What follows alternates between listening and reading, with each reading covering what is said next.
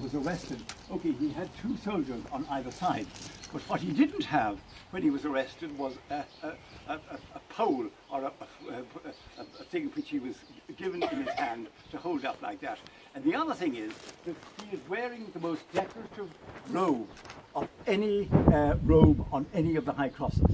And why would he be wearing that?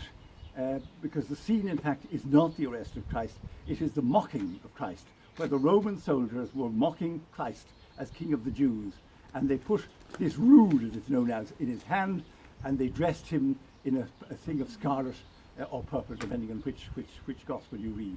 And so this, in fact, is really the mocking of Christ as King of the Jews. And it's interesting, any of you who, if you go to the museum, there is one famous brooch, very famous brooch from early Ireland called the Tara brooch.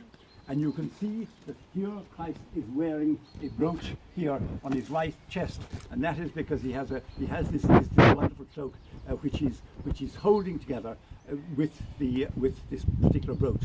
But the question of the scarlet or purple, as the case may be, also brings up with me, and it should be with you, the question as to whether these crosses were actually painted originally.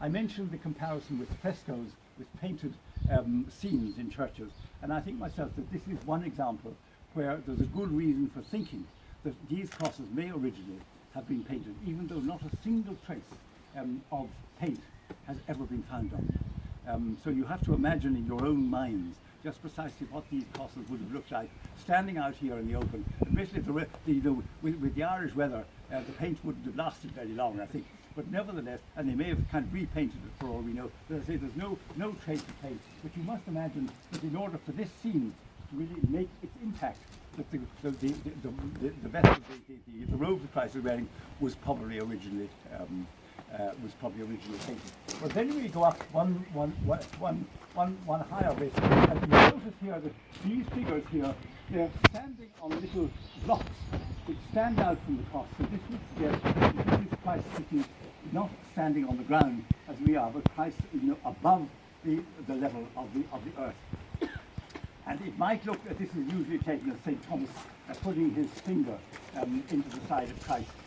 But there's a bit of a problem about that, because when we start looking at crucifixion, which we will in a second,